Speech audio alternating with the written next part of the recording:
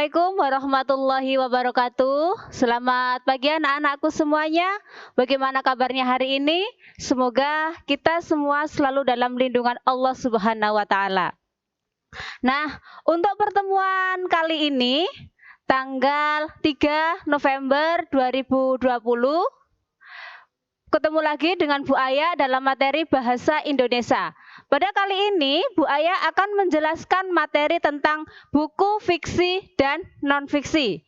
Materi ini yaitu materi terakhir dari semester pertama ini, ya, dari kalian kelas 11. Oke, langsung saja. Kita akan membahas tentang definisi dari buku fiksi dan non-fiksi. Buku fiksi adalah buku yang berbentuk cerita dan mempunyai sifat imajinatif. Apa sih imajinatif? Imajinatif adalah imajinasi, khayalan, rekaan, atau hanya dalam bayangan saja, tidak benar-benar terjadi. Jika kalian pernah mendengar suatu kata, cerita ini hanyalah fiktif belaka, berarti cerita tersebut hanya pada khayalan saja. Nah, dalam pembuatan buku fiksi tidak membutuhkan pengamatan dan tidak perlu dipertanggungjawabkan isinya. Karena ide ceritanya berasal dari khayalan atau imajinasi penulis. Bahasa yang digunakan dalam buku fiksi biasanya menggunakan bahasa kiasan atau bahasa konotatif, tidak sebenarnya, atau bisa jadi menggunakan majas, bahasa yang dilebih-lebihkan, ya. Selanjutnya, buku non-fiksi adalah buku yang berisi kejadian sebenarnya dan bersifat informatif atau memberikan informasi, pengetahuan, wawasan yang baru kepada para pembaca. Dalam pembuatan buku non-fiksi membutuhkan pengamatan serta data yang otentik dalam pembuatannya, sehingga dapat dipertanggungjawabkan isinya. Bahasa yang digunakan biasanya menggunakan bahasa denotatif atau bahasa yang sebenarnya, bahasa lugas, tidak dibuat-buat dan tidak menimbulkan pertanyaan lain. Kemudian di sini Bu Aya membawa contoh buku fiksi dan buku non-fiksi. Mungkin kalian pernah melihat filmnya dan ini ada bukunya. Ini termasuk buku fiksi, ya, buku fiksi, yaitu hanya khayalan saja, tidak benar-benar terjadi. Tidak asing bukan? Judul ini ada Milea dan Dilan. Kemudian contoh buku non-fiksi ada R.A. Kartini dan Mr. Crack atau B.J. Habibie.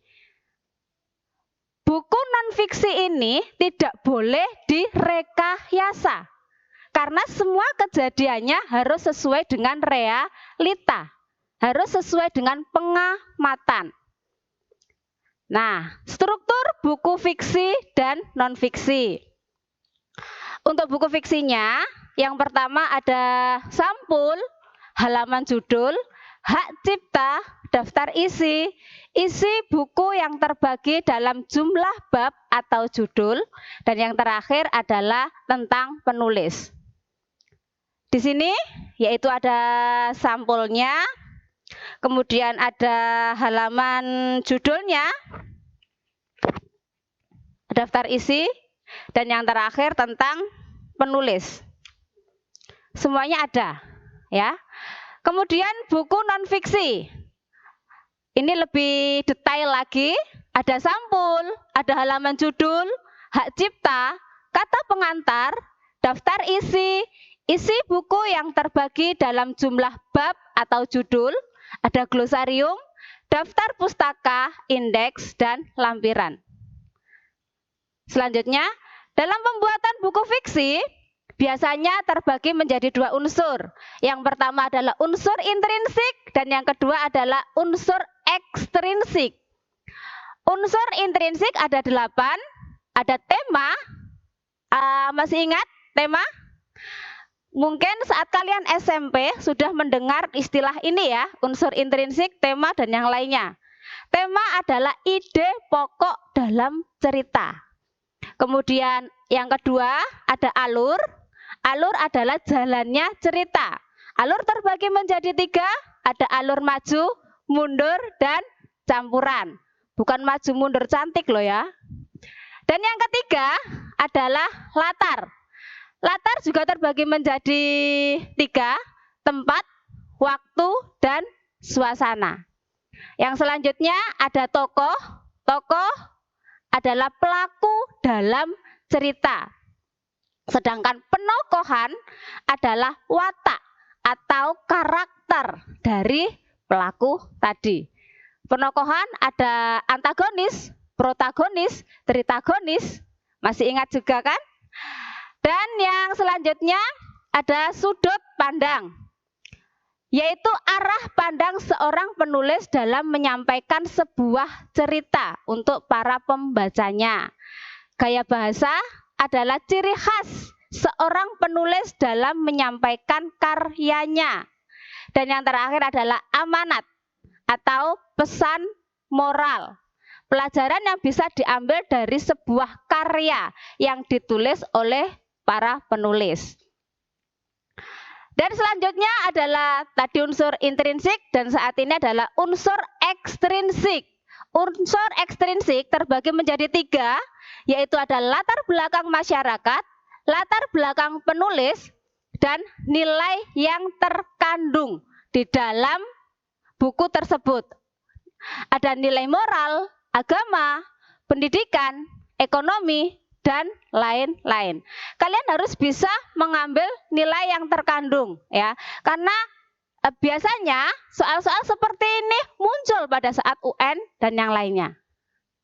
Demikian yang bisa saya sampaikan untuk materi buku fiksi juga buku non fiksi. Semoga apa yang bisa Bu Aya sampaikan hari ini bermanfaat untuk kita semuanya dan menjadikan barokah. Jangan lupa selalu jaga kesehatan, pakai masker, cuci tangan, dan jangan lupa menjaga diri agar selalu sehat. Saya akhiri, wallahu muwaffiq ila aqwamit thoriq. Wassalamualaikum warahmatullahi wabarakatuh.